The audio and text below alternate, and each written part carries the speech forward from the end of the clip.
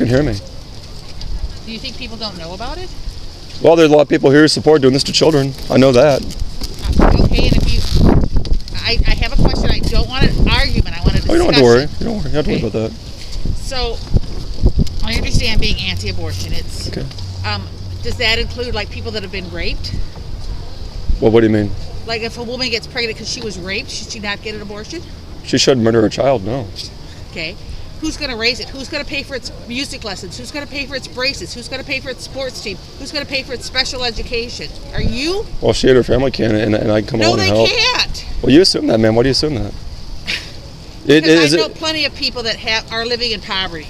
Well, so should we murder people because they might have a bad life? You murder them when they're 18. Who does? War. I don't. You don't support war? I don't support wars that are unjustified. They're not justified. Who justifies the war? You? No, the Lord does. But, ma'am, do you profess to be a Christian? Am I what? Do you profess to be a Christian? I'm on a sabbatical because there's so much hypocrisy. Because people die, like people are dying from COVID, and they're saying God take them, and God is not cruel. I will not worship a God that takes people. No, that's cruel. Well, totally ma'am, cruel. why are you judging God? I'm not. You are judging God. My God is love, and love does not kill people. Who's your God? Ma'am, your God's not the God of the Bible. Ma'am, you need to read the Bible because God has the authority to kill people because He gave us life. The Lord doesn't. You don't have the authority to kill people. And you don't have the authority to judge God, ma'am. Ma'am, you're playing judge yourself.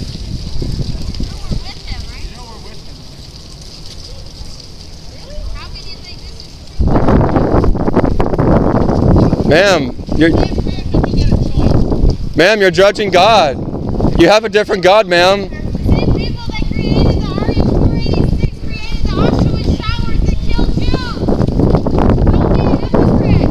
Ma'am, you have a different God. Your God is not the God of the Bible. You created a God in your own imagination. We need to kick the American Jesus out of the Church of God. That's what we need to do. The American Jesus has destroyed this nation. People have a God of love, but they don't want a God of wrath and a God of anger. And that's what's wrong with this country. We don't want to worship the God of the Bible. We want to worship a God of our own choosing, a God of our own imagination. We have created a Jesus that suits our tastes, our wicked lifestyles. That's why I meet so many professing Christians on the streets who are okay with baby murder, who think it's okay to murder a child, would murder their own child, who live in homosexual perversion, who think there's nothing wrong with living with your boyfriend or your girlfriend outside of marriage. That's why so many professing Christians think it's okay to sin, because they have created a God of their own making, a God that does not exist. But God is a God of love and wrath and anger, and God is a God of justice and mercy. Don't make a God who's just a fuzzy teddy bear who loves you. That's not the God of the Bible. The God of the Bible is angry at sin.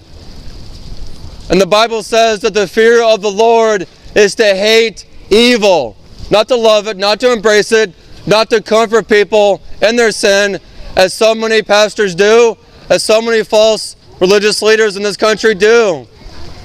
So many think that to love someone is to comfort them in their sin, is to make them think that they can live in their sin and be saved and be on their way to heaven.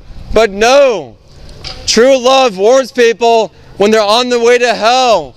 True love warns people when they are in sin.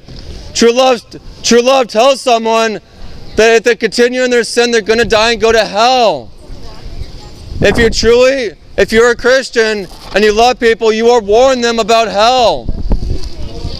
But if you don't love people, you'll comfort them in their sin. Don't do that. It's wicked.